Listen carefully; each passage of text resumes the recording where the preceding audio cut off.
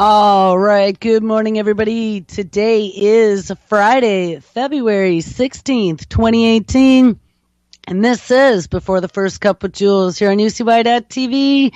Happy Friday, everyone. It is a cloudy and damp with fog and mist, 37 degrees. And we were in the almost near 60 yesterday, so everything is melting right now here in upstate New York. So where do we leave off on Wednesday? We titled the show IoT is an Internet of Things, Neuromorphic AI, DNA, blockchain, and 3D cell printing. And I had kind of gotten on this path looking at some of the 3D printing techniques that are going on. We found out there was a brand new startup that wants to connect thousands of 3D printers on the blockchain across a potentially global network. And then we heard Georgie Porgy Church talk about some new company he started, and I don't remember the name of it, where you could offer up your DNA sequence to his blockchain and then utilize that to sell it back to pharmaceutical companies who could use it for testing and to create drugs. We also found out that they are getting pretty far ahead with 3D printing stem cells, with these full 3D scans of body parts, and they are able to do high resolution CAT scans and MRIs. And I just saw, and I did not put that in my list here, but if you hold on just 1 second, if I can scroll fast enough, we can get there. Hold on, here it is, CRISPR camera. This caught me. Camera records cell action with new CRISPR tricks. Biologists have long devised ways to track the inner workings of cells. Why would that be?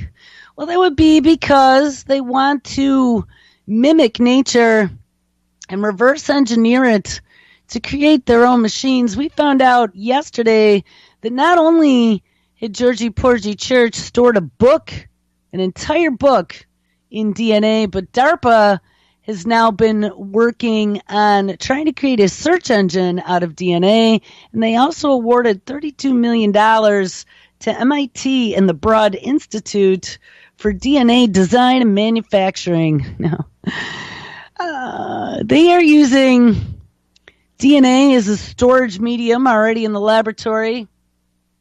They said that it could store data for up to 1 million years if they encased it in glass. Guys, we are going to become a biological computer to them. And I don't know, this was kind of not really a joke, but kind of an out there postulation at one point in time. But I'm telling you, some of the stuff that I'm seeing, as the robots are going to take all the jobs and we will not be earning our keep anymore. There is no free lunch. I told you Mr. Feinauer taught us that in 5th grade. There is no free lunch. You're not going to sit around and get your federal paycheck every week for not working for nothing. So we are going to become the guinea pigs in all of this. They are going to crack all the biological code, reverse engineer us, find spare parts, figure out how to live forever. That'll be too expensive for you and me because we'll be living on a pauper's salary. And of course, because of all the damage done to our DNA through epigenetics and environmental stresses or stress itself, the alcohol you drank at 14, we've caused genetic damage that others of us in our society may not have if they were more affluent in their family life. So anyway, let's get back here. Camera records cell action with its new CRISPR tricks. Biologists have long devised ways to track the inner workings of cells, tagging genes with fluorescent proteins, and this is some of that barcoding project that Georgie Porgy Church was working on, and the like, to better understand diseases, embryology, and environmental impacts. And with the advent of CRISPR, best known as a genome editing tool, many groups have tried to fashion novel recording devices In a proof of concept study published this week of Science, Harvard University's David Liu and Wexin Tang exploited the components of CRISPR to create two new recording systems that they call a CRISPR-mediated analog multi-event recording apparatus, or camera for short. One camera system records with the help of plasmids, which are circular pieces of DNA that float around bacterial cell cytoplasms. In this scheme, CRISPR kicks into action in response to a stimulus like light, an antibiotic, or a virus, directing the destruction of one or two nearly identical recorder plasmids. A tilt in the ratio of recorder 1 to recorder 2 captures the exposure to the stimulus, even offering details about the duration and the intensity of the exposure. The second camera, which works in mammalian cells as well, uses CRISPR variants called base editors to alter the DNA in a safe harbor gene that can then change its sequence without harming the cell. They show how these changes in the safe harbor gene sequences can record signals from the cellular process that then stimulus triggers, such as turning on a cancer-causing biochemical pathway. Or what about turning it off? So check that out. They can now record things that are going on inside of cells, guys. And as they start back-ending this stuff to neuromorphic artificial intelligence, we're going to look at some of that coming up here. Brain-like intelligence at the edge of the Internet of Things. But one of the things that struck me as I've been looking into this quite a bit over the years is really how much like a computer, a circuit. I mean, we're finding that there's all kinds of on and off gateways in the body within the cells that they can use different chemicals such as calcium to turn gateways on and off, zeros and ones, making us literally biological computer networks, which is insane, but I really think it's true. And the scary part is, as they start cracking these codes, and we're going to start looking at some of that also, nothing is going to be safe. So this is a story I came across yesterday morning, and it was kind of from a higher level approach, but it kind of illustrates how basic it is that we are biological computers. So this is titled OOP, and that is, now I don't remember what the OOP was. It was for something about programming interfaces as an organic approach to computing. I'm now reading, and that is the author named, his name isn't available easily, Graham, no last name. Graham is reading How Not to Network a Nation, which talks a lot about cybernetics. Not merely cybernetics as a theory of control in complex systems. Cybernetics shares a root with governor, which is fans of the etymological fallacy, but cybernetics is the intersectional discipline matching organizational and management theory with computer science, anthropology, and biology. It puts all those together. A study of systems and animals, people and machinery, and their self or externally directed control. Now that's what this whole technocracy is all about, is to be able to look at our complex societal systems, including our biological systems and our history and how things work and how we build hierarchies in our structure, and then how to manipulate those to gain control. And there's a lot of different organizational groups that are going on, not just between individuals in a society, but also biologically between the cells. They are all complex systems, just like a computer network.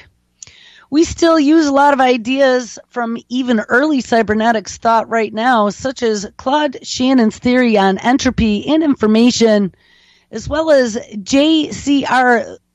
Licklider's ARPANET in von Neumann's computer architecture for artificial neural networks.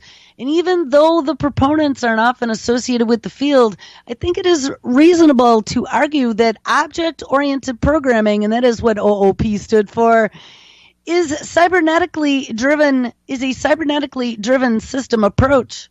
A lot of cybernetics theory is about the components of a system and the messages that those components can pass between each other to achieve the control and the feedback. And in an object-oriented programming sense, Alan Kay was seeking a model to a software system as a network of messages flowing between independent computer program components. And he made an analogy with living organisms clear. He said, I thought of objects in the programming as being like biological cells or individual computers on a network only able to communicate with messages. So messaging came at the very beginning, and it took a while to see how to do messaging in a programming language efficient enough to be useful. More advanced object-oriented systems such as Erlang's even display autoposis automatically spawn new quote-unquote cells when old ones were damaged. They were able to do that in software programming. There are plenty of the intersectional natures of cybernetics that still has to inform me about my work, but informational theory helps me to understand the utility of a machine learning algorithm. Game theory and biological cooperation and cheating models also help describe how cryptocurrency is resilient against Byzantine general attacks, and now I understand that the biological systems analogy should help me with my software analysis and design. Now, guys, it's frightening, and I know there was a lot of techno mumbo jumbo, but it's frightening that people are actually seeing these connections between programming, not only in a digital sense, but in a biological sense. And that's why there are a lot of neurologists that are getting into artificial intelligence, and we have seen that a lot lately. Well, here's a story out of brainfacts.org. This was titled, and that caught my attention, is from February 13th, 2018. The tools that let neuroscientists study and even repair brain circuits. Neurons may be the building blocks of the brain, and remember, we can now make artificial ones, but no neuron works alone. Instead, neurons connect up with each other like wires into neural circuits and work together to accomplish certain tasks. And depending on how complex the task is, some circuits contain only a few neurons, while others contain millions. All neural circuits receive information, process and interpret it, and then send it out updated in signals for the brain to use in response. And this is very much like some of what is going on now in the build out of the 5G network and putting intelligence out at the edge with some of these Internet of Things devices.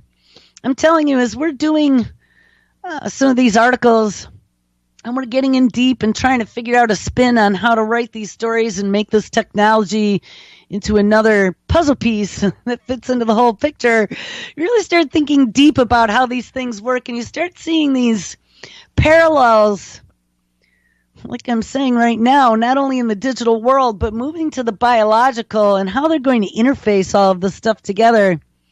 For example, neural circuits in the eye convert light into information that the brain can understand, and also with optogenetics we looked at, which was another story we did, how they can use flashes of light to flip genetic switches in the brain, turn things on and off. Specialized cells called rods and cones detect the light and transmit the signals to the neurons in the retina. And these neurons collaborate to make sense of those signals and then relay that information about contrast, color, and motion to the visual centers of the brain. Sometimes, though, neural circuits malfunction. Injury and disease can damage neurons, disrupting neural circuits, just like a tree falling on an electrical wire. Neural circuits can also go haywire if individual neurons become overactive or non-active enough. Autism, epilepsy, and depression all result from problems in neural circuits, so they're going to have to fix us. Don't worry about that. With support from programs like YESO, our favorite Love to Hate the Brain initiative, neuroscientists are inching closer to understanding how neurocircuits work and what can be done to fix your malfunctioning circuit. Functional magnetic resonance imaging, fMRIs, lets scientists take pictures of the brain to watch how human neural circuits work in real time. We've read a little bit about that, as well as transcranial magnetic stimulation, which allows doctors to stimulate neural circuits in psychiatric patients to alleviate their symptoms. Advances in genetic engineering have led to technologies that enable scientists to control neural circuits using light, ding, ding, ding, optogenetics. And the brain harbors many mysteries still, but we are better armed to solve them than ever before. So let's take a closer look at the technologies that are spurring these advances. So the first one will be fMRI. It uses a magnetic field to measure changes in blood flow in the brain.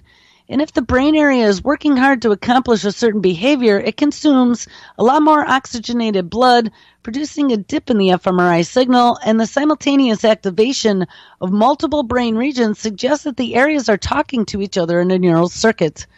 fMRIs have revealed circuits underlying behaviors like reading or improvising in jazz musicians, as shown in the picture above.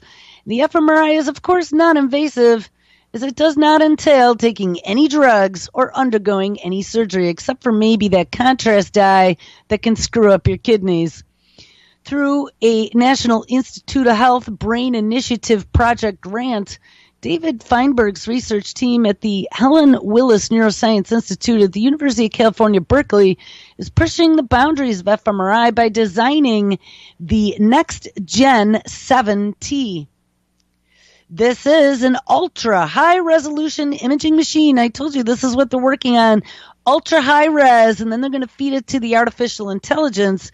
It'll capture some of the smallest regions of the brain, providing non-invasive pinpoint views, and this is going to be able to reverse engineer this stuff when they want to upload you to the cloud. The next one is PET, or the positron emission tomography. That creates an image of the brain by tracking radioactive molecules, injected radio tracers, which are molecules like glucose or dopamine with radioactive atoms tacked onto them, enter your bloodstream and circulate throughout the body, including your brain. A PET scanner can detect where these molecules end up in the brain. For example, a glucose or an oxygen radio tracer can identify which regions of the brain are most metabolically active, revealing regions connected via circuits. A dopamine radio tracer can reveal which brain circuits communicate via the neurotransmitter.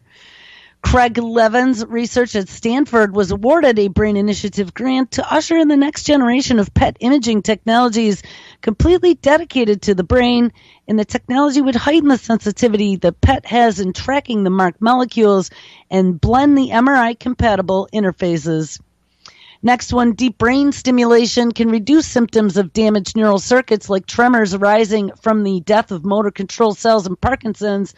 And for this device, it must be implanted in the brain, so it is only used on patients who have not benefited from less invasive treatments like classic drug-based therapies. It sends electricity into brain tissue, which then alters your activity. And although scientists fully don't understand how it works, we're still going to zippity-zap you. It is a reliable medical therapy that is particularly effective in treating Parkinson's. In collaboration of research efforts, neuroscientists in Maryland's Baltimore County are developing non-invasive technologies that will control neuron activity in targeted brain circuits to adjust behavioral output. Is that how they put it? And ultimately lead to therapies for brain illnesses. And then transcranial direct or alternate current stimulation, and this would be TDCS or TACS, involves sending small electrical currents, whether it be DC or AC, through the skull into the brain. These currents produce subtle changes in neural circuits, but it is unclear how useful the technique really is for treating disorders.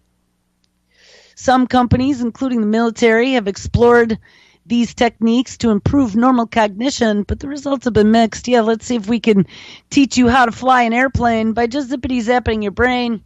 However, Javier Medina and researchers at Baylor College of Medicine are investigating the unknowns of this technique to bridge the knowledge gap and honing in on the cerebellum, which is the region of the brain known for its role in motor control.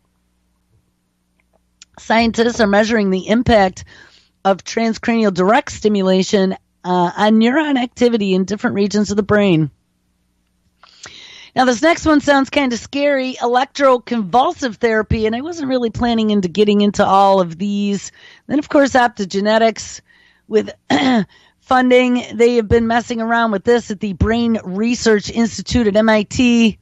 They are creating new tools that target specific neurons in wild animal models, specifically that have not been genetically modified. And that was one of the big things before.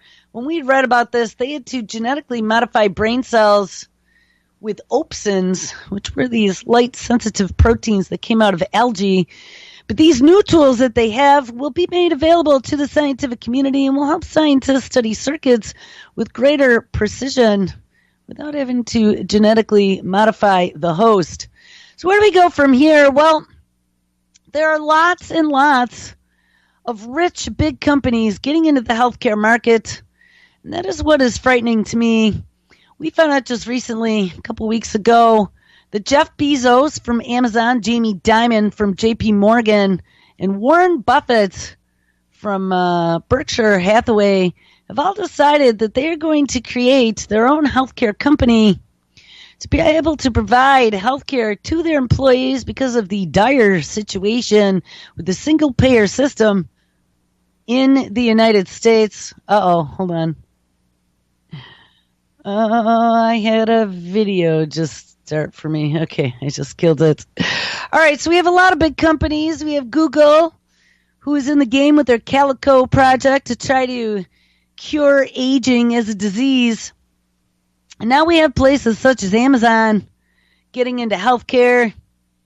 What we found out, Amazon is working with Bezos, Dimon, and Buffett, and they are pledging not only to create an employee healthcare system, but to stop soaring drug prices. And I mentioned this the other day, but I didn't have the story up. One of my greatest priorities, says Trump, and this was January 31st, 2018, is to bring down drug prices. Many other countries, these drug costs far less than what we pay in the United States. That's very, very unfair, and that is why I have directed my administration to make fixing the injustice of huge drug prices one of our top priorities. And I don't know whose side who was on. I'll just kind of toss this out there so you can start thinking about it. In the meantime, back in December of 2017, Amazon announces that it is in exploratory talks with generic drug makers. Amazon has talked to makers of generic drugs, including Mylan and Sandoz, about a potential entry into the pharmacy space. They may be about Amazon taking a role in drug purchasing, competing against distributors like McKesson, AmerisourceBergen, and Cardinal Health. Sources at Amazon say that the plans remain vague, but some are skeptical that the e-commerce giant might pull the trigger. That's pretty interesting. So now let's look at this. Digital Health Briefing, Business Insider, February 15th, yesterday, 2018. Amazon is building up its medical supply business. Fitbit acquisition expands the healthcare footprint. We're going to look at Fitbit as well. And scientists use nanobots, yes, of course, to treat cancer. And they've been talking about that for a while, but these are some pretty slick DNA nanobots. So Amazon is building up its medical supply business. Amazon is going to become your new provider. Amazon is expanding its business-to-business marketplace. And Amazon, they called it Amazon Business, to better serve U.S. hospitals and outpatient clinics with medical supplies, according to the Wall Street Journal. The e-commerce giant has reached out to hospital executives to discuss turning its marketplace from a business with limited selection of medical supplies to a major supplier of products including more specialized items like hip implants. Are you kidding me? Why is this important? Well, Amazon's presence in the medical supply business could drive down costs and drive out some competitors as well. And hospital purchasing is typically structured around contracts between hospital systems, distributors, and manufacturers. This is something that, again, they could put on the blockchain. I've talked about Amazon having an Amazon Web Services section about blockchain as a service, and I see a lot of this coming. These transactions often come with additional costs, which can significantly increase the price of supplies, as well as fees and administration, marketing, and shipping costs for 20 to 30% of the healthcare supply costs, according to an estimate. Providing hospital systems with direct access to multiple manufacturers and an easy way to compare the prices will lead them to a more competitive pricing on medical supplies. And they also will have robots running the pick and pack facility in the warehouse. And this will all be done electronically through your Internet of Things devices that read your live real-time inventory on your shelving in your hospital back end and do your ordering automatically.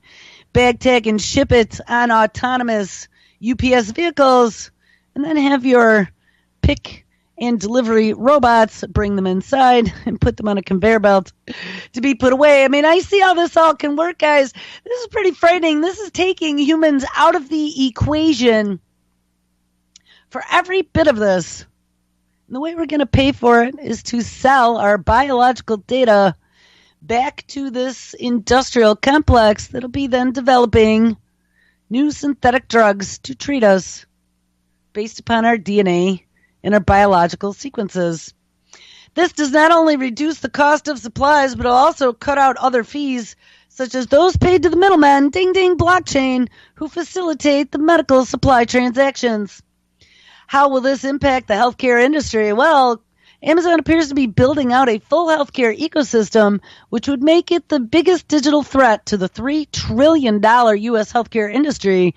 And in the past year alone, the firm has introduced a HIPAA-compliant cloud feature, entering into a cloud partnership with health tech giant Cerna, launching a challenge to a third-party company to develop Alexa skills to help people with diabetes manage their conditions. And in January, it announced the creation of a healthcare company with JP Morgan Chase and Berkshire Hathaway.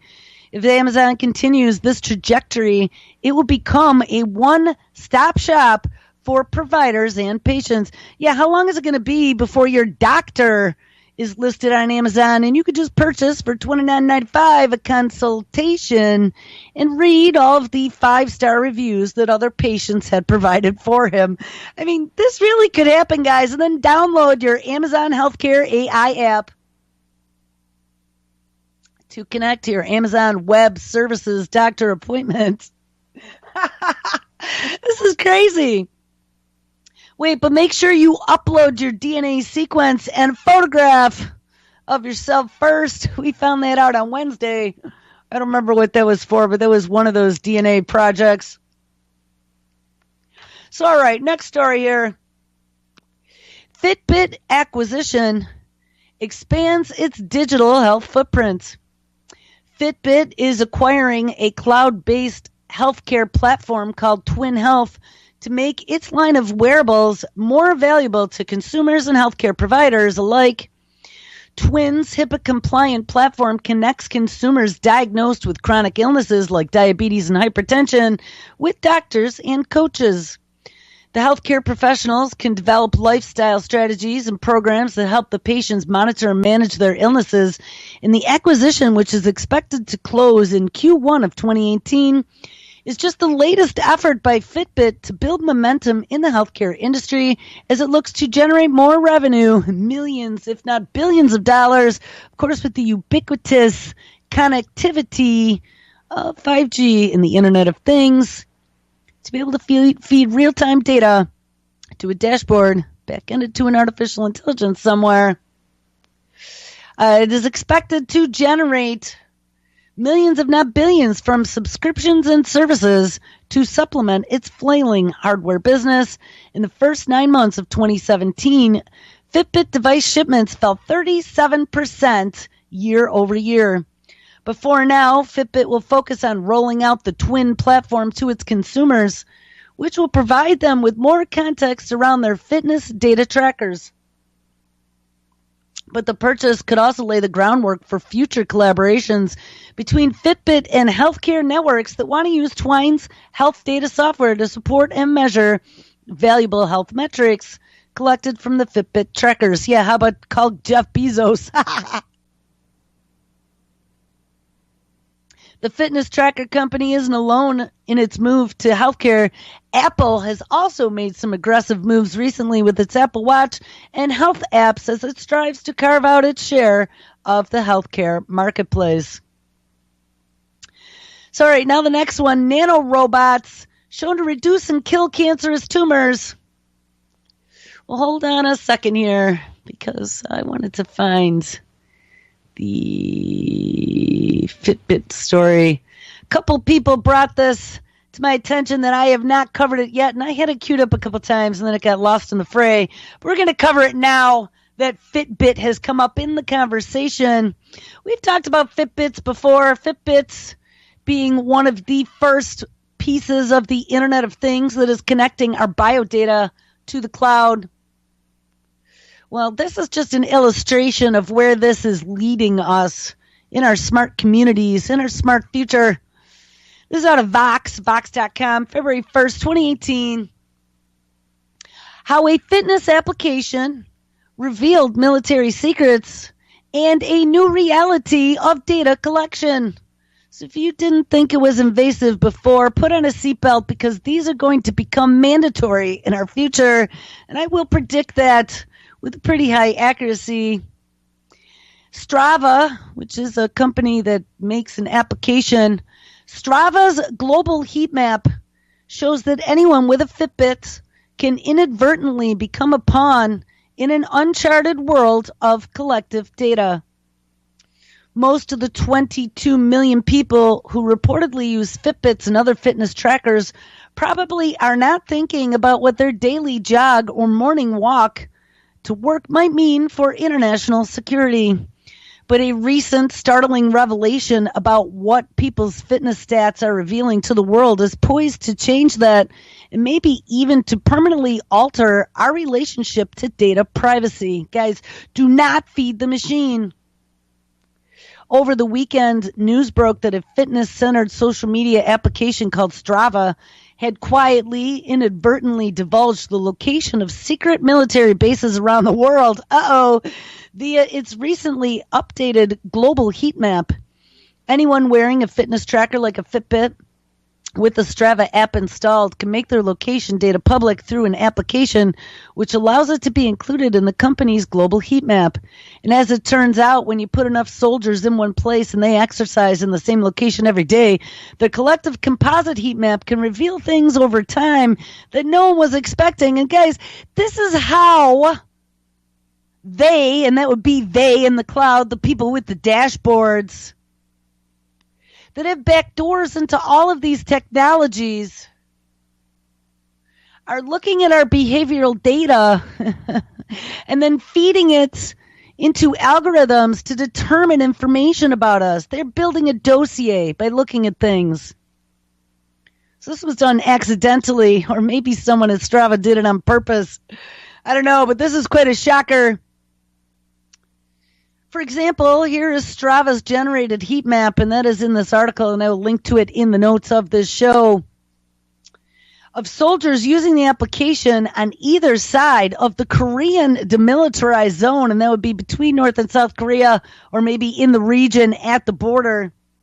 And the location of the soldiers stationed in sensitive areas of the world isn't the type of information that any country's military would typically want to have readily available online for any curious onlooker to see. But that is exactly what happened when Strava put it online, and exactly why many technology researchers are now calling for a serious reevaluation of how we think about sharing our personal data. It is a development tied to concerns about privacy and data collection and aggregation that researchers have been raising for years, as well as on the show. But the revelation that individual data collection may have seemed harmless in isolation, but it could upend closely guarded government secrets is a wake-up call to many people who never considered what the larger ramifications of sharing the location data with applications like Strava could be. Or with any application for that matter, or who knows who's writing it or what they're doing with that information you're giving away for free. Soon to be selling for some sort of microchip on the blockchain.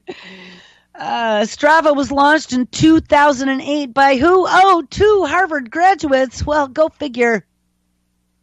Who wanted to combine media sharing with advances in fitness data tracking.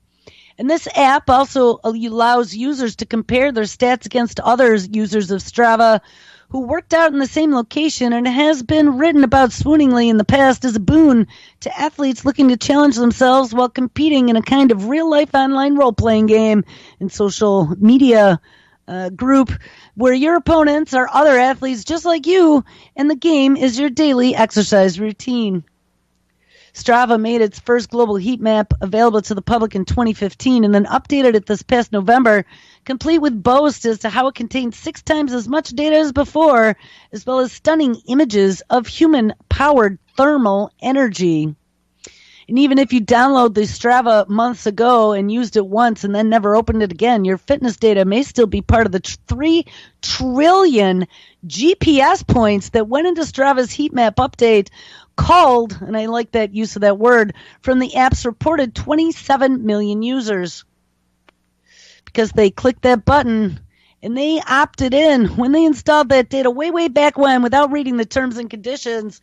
And since making your location data public is something that you have to opt out of rather than opt into, the opting out is somewhat difficult at that, and it is possible that many Strava users might not have even known that their location data was being collected to begin with. Yeah, and that's how it goes. At first, Strava's heat map didn't garner much notice. It was just a nifty feature of the app that was fun to play around with, while the rest of the app did the heavy lifting and allowing people to connect with each other through fitness challenges and location-based leaderboards. But then a 20-year-old international security student named Nathan Russer realized that 3 trillion data points used to build the heat map were so specific that they could reveal sensitive military information. Discussing his findings on Twitter, look out, Nathan Russer. He pointed out that the map reveals the apparent locations of secret military bases owned by the United States and other governments in places like Russia, Afghanistan, and Turkey, noticing that it seemed to pose an unprecedented security liability to soldiers. Yeah, and I wonder how many Turkish and Afghanistanian soldiers, though maybe United States ones, are wearing Fitbits. Anyone, it seems, could check out Strava's heat map and find clear images of locations that have been restricted by other satellite maps. And in fact, Strava's data map was so granular that people could then glean significant details about such compounds going way beyond their general locations. And as The Guardian pointed out, zooming in on one of the larger bases clearly reveals its internal layout is mapped out by tracked jogging routes of numerous soldiers. Meanwhile, the Daily Beast speculated that because Strava tracks individual user data, the ability to tie an individual soldier's daily fitness routine to their location could aid and abet international military or spy tactics to previously unseen degrees. And think about that, like walking around inside of your house, they would have a data map of all your rooms and where you spent your time and where to more accurately target you. And this is just bad news, guys. And this is what the Internet of Things is going to do to our privacy. The rapid development of new and innovative information technologies enhances the quality of our lives. Oh, sure, it does, wink. But it also poses potential challenges to operational security and force protection. as well as your personal privacy. Strava made it clear both in its initial announcement about the heat map update in November and later in a statement released to CNN that the app, quote, excludes activities that have been marked as private and user-defined privacy zones. It also published a blog post urging users to double-check the privacy settings, and after a full day had passed, issued a follow-up blog post in which it explicitly took responsibility for the way it used the data you share with us. Strava further emphasized that its post that it was committed to working with military and government officials to address potentially sensitive data who now are aware of the fact that Strava can track everybody anywhere. So they probably cut them a deal. So while Strava's response and the push for action from international coalitions might suggest there is no need to panic, well, the entire scenario highlights a very huge problem with the current state of data collection, one that some technology researchers have been debating for years. And the basic concept of data privacy is built around the assumption that it is possible to consent to the way that data is being used. Like they're saying with the blockchain, you'll be able to turn things on or off and control it all, but I don't believe that. And the Strava case makes it clear that such an assumption might be outdated, as it is fueled by a belief that many believe that data privacy is fear that individuals can't consent to use cases of their data if they don't yet know about it. To generate its heat map, Strava uses every piece of location data that has ever been shared with it, just like the blockchain will be able to hold everything that's ever happened in the quote-unquote immutable database by every user who would have ever downloaded the app and ever consented to its privacy policies and its data collection. And because the data was already being stored and compiled by the app, the map itself cost only a few $100s to produce. Think about that for a moment. Most of us probably don't remember what apps we had on our phones a decade ago or even 5 years ago. And if you downloaded Strava when it launched in 2008 and never really got into it, today you may not even remember that you were ever a part of its user base. And what is more, most of us probably aren't even considering whether we think, sure, share my location data, that 10 years out, the location data might be used in totally unexpected ways. But that is exactly what happened with Strava. In a 2015 article by a team of data privacy researchers explained the problem succinctly. Quote, once released to the public, data cannot be taken back, and as time passes, data analytic techniques improve and additional data sets become public that can then reveal information about the original data. It is followed that releasing that data will get increasingly vulnerable to re-identification unless methods with provable privacy properties are used for the data release. In other words, if you agreed to share data in 2008, could be increasingly repurposed and repackaged for uses that you could have never foreseen in 2018. Like when everyone signed up for YouTube and their Gmail accounts and fed everything and all your contacts and all your emails into the machine. Oh yeah, all that's bagged and tagged now and forever held somewhere in a cloud database for collating. As a tech writer and academic, Zeynep Tükefeki spelled out on Twitter, the Strava incident is a perfect case study for the implications of such unknowable outcomes, as it highlights a major flaw in thinking about what our data, our smartphone, and our wearable applications are collecting on an individual level. He also blasted the deflection of Strava's response by declaring, check your privacy settings, which is what your Silicon Valley response is, and that is no response at all. In the digital age of data, data privacy cannot simply be negotiated and consented to at the individual level. By the same token, the Strava case should not be viewed as a problem for Strava. This particular app's data collection method and use case scenarios is no more or less ominous than those of any other app out there. And regardless of the purpose and the original scope, it is perfectly innocent reasons that this app would want to collect your data on an individual level, at least for now. It is essentially impossible to predict what the data might reveal once you line it up alongside similar data from millions of other users, or how that information might wind up being used against you many years in the future. So think about that one for a minute. So now we're going to get to a story we hit on Wednesday, and maybe I can, I don't know, I got another 10 stories lined up in about another 10 or 15 minutes. Closer to the edge, brain-inspired technologies will bring data processing and analytics to the Internet of Things devices, and they'll be devices that run applications like Strava. All right. So we have a forward-looking call to action for the microelectronics industry to create radically new digital communications architectures for the Internet of Things, in which a great deal of analytics processing occurs at the edge and at the end devices instead of being in the cloud. That is because once it is in the cloud, that connection has to remain high speed and always on for them to get the intelligence out of the data they are collecting. But making the Internet of Things possible with a new breed of memristors, we read about this as well, January 10th, 2018. Easily printable organic thin films can retain data for more than 10 years without power, work with low voltages, and become the building blocks of future computers that mimic the human brain. The Internet of Things is coming. That much we know, but what we still don't is that we don't know if we will have components or chips that can handle the explosion of data that comes with the Internet of Things.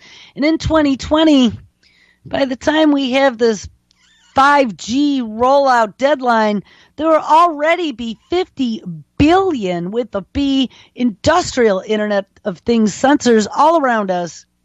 And a single autonomous device, that be a smartwatch, a Fitbit, a cleaning robot, or a driverless car, that can produce gigabytes of data in just one day, where an Airbus may have over 10,000 sensors in just one wing alone. Two hurdles need to be overcome. First, current transistors and computer chips must be miniaturized to the size of only a few nanometers. And the problem is that they won't work anymore when they are that tiny, at least with current technology.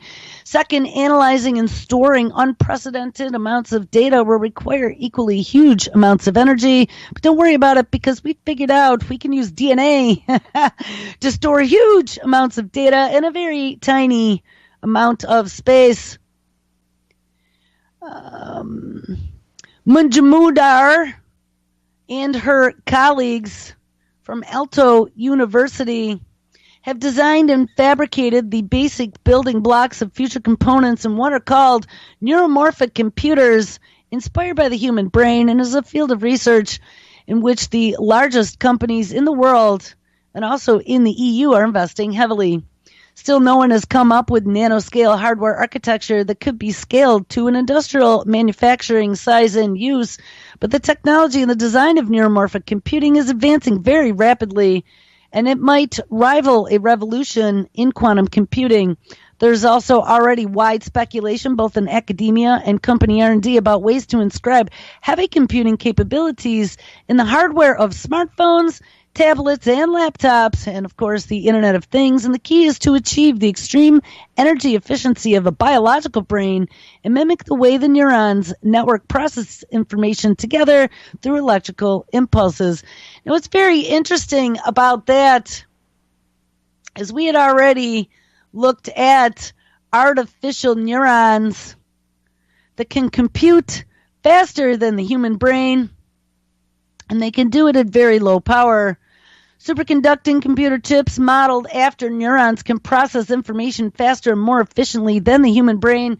This achievement, which was described in the Science Advances of January 26, 2018, is a key benchmark in the development of advanced computing devices designed to mimic biological systems. Ding, ding, ding. And it could open the door to more natural machine learning software, although many hurdles remain before it can be used commercially. Artificial intelligence software has increasingly begun to imitate the brain, and algorithms such as Google's automatic image classification and language learning programs use networks of artificial neurons to perform complex tasks.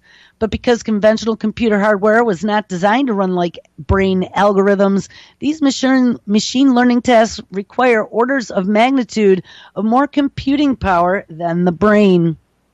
So there must be a better way to do this, says Michael Schneider, U.S. physicist at NIST in Boulder, Colorado. NIST is one of a handful of groups trying to develop neuromorphic hardware that mimics the human brain in the hopes that it will run brain-like software more efficiently. And the conventional electronic systems, transistors processing information at regular intervals and in precise amounts, either zeros or ones, but neuromorphic devices can accumulate small amounts of information from multiple inputs and then alter it to produce a different type of signal and then fire a burst of electricity only when needed, just like biological neurons. And as a result, neuromorphic devices require less energy to run. And even though these devices are still inefficient, especially when they transmit information across the gap or the synapse between transistors. So Schneider's team created a neuron-like electrode out of something called niobium superconductors, which conduct electricity without resistance, and they filled the gap between these superconductors with thousands of nanoclusters of magnetic manganese. By varying the amount of magnetic field in the synapse, the nanoclusters can then be aligned to point in different directions, and this allows the system to encode information in both the level of electricity and the direction of the magnetism, granting it a far greater computational power than any other neuromorphic system without taking up additional physical space. These synapses, and we read about this last week, can fire up to 1 billion, with a B, times per second, which are several orders of magnitude faster than human neurons, and use 1/10,000th of the amount of energy used by a biological synapse. So way lower powered than a biological system, and 1 billion times per second, which is much faster. We're done, people.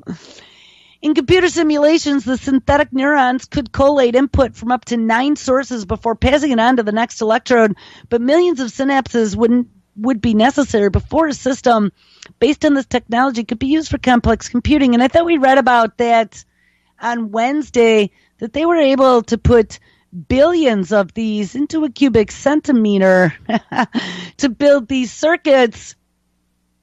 So let's take it one step further. So where we started this little rant, brain-inspired technologies will bring data processing and analytics to the Internet of Things devices. Ding-a-ling-a-ling. Because I think this is the technology that they are talking about here. Emerging technologies such as advanced CMOS, 3D technologies, emerging resistive memories, and silicon photonics, coupled with novel brain-inspired paradigms like spike coding and spike time-dependent plasticity, have an extraordinary potential to provide intelligent features in hardware approaching the way knowledge is created and processed in the human brain. Brain-inspired technologies towards chips that think included key summaries of research findings in a variety of fields that will play a role in developing brain-inspired technologies for computing and data handling requirements of our future hyper-connected world. We'll take one more step. So it's very low powered, but still maybe we might need some power every couple years. And these networks that are bagging, tagging, collating, and drawing intelligence out of the analytics and the sensors that are gathering data might need some juice. Well, there's a brand new gadget out of my alma mater, the University of Buffalo, February 9th, 2018. Your gadget's next power supply, ? Oh, your body. We knew this was coming. Gold tabs attached to the skin convert mechanical energy into juice for wearables and self-powered electronics. Searching for a power outlet may soon become a thing of the past. Instead, devices will receive electricity from small metallic tabs that, when attached to the body, is capable of generating electricity from the bending of a finger or other simple movements. Searching for a power outlet may not be something you'll have to do, and that is the idea behind a collaborative research project led by the University of Buffalo and the Institute of Semiconductors at the Chinese Academy of Sciences. And the TAB, which is a triboelectric neurogenerator, has been described in a study published online January 31st, 2018 in the journal Nano Energy. No one likes to be tethered to a power outlet or lugging around a portable charger, and the human body is an abundant source of energy. We thought, why not harness this to produce our own power, says the lead author. So triboelectric charging occurs when a certain material becomes electrically charged after coming into contact with a different material, and most everyday static electricity is triboelectric. Researchers have proposed numerous nanogenerators that utilize triboelectric effects. However, most are difficult to manufacture and are not cost effective.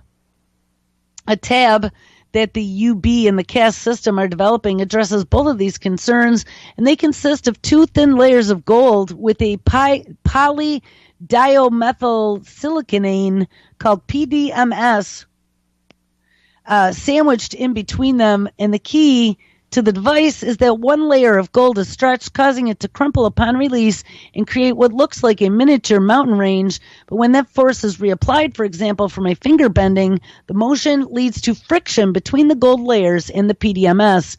This causes electrons to flow back and forth between the gold layers, and the more friction, the greater the amount of power is produced. So you could use it jogging with your Fitbit. And the study describes a small tab, which is about 1.5 centimeters long and 1 centimeter wide, and it delivers a maximum voltage of 124 volts, which is a maximum current of 10 microamps and a maximum power density of 0.22 milliwatts per square centimeter. That is not enough to quickly charge a smartphone. However, it will light 48 red LED lights simultaneously, like in your bunker. The co-author of the study includes a couple different people, and because the tab is easily fabricated, they are leading a team of UB undergraduates which have been tasked with improving the tab's performance. The team plans to use larger pieces of gold, which when stretched and folded together, are expected to deliver even more electricity. Researchers are also working to develop a portable battery to store energy produced by the tab, and then envision the system as serving as a power source for various wearables and self-powered devices. And I was thinking about that. You could get a battery bank and self-power your house, Johnny. You better get up off that couch and stop being a couch potato if you want the internet on in the future. All right, so where do we go from here? I don't know. I have a bunch of different stories. Amazing computer chip is made of live brain cells, and this is out of March 17th, 2016. Researchers a few years ago in Germany and Japan were able to simulate 1% of the brain's activity for a single second. It took the processing power of the world's most powerful supercomputer to make that happen. But now let's move fast forward. Hands down, the human brain is by far the most powerful, energy-efficient computer ever created. And now we have made artificial neurons that can process things billions of times a second. So what if we could harness the brain's power by using actual brain cells to power the next generation of computers? Well, that sounds crazy, but that is exactly what neuroscientist Oshakibidi is doing, and that's his startup. He's developed a prototype 64-neuron silicon chip, and this happens to be the one that can sniff, and we gave it sense of smell in Africa.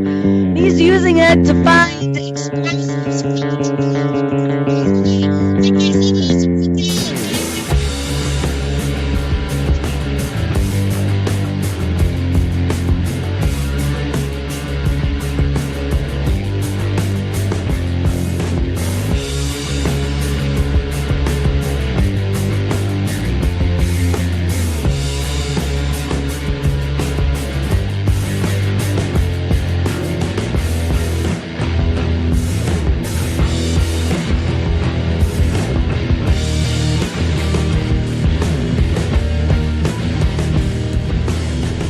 Question everything.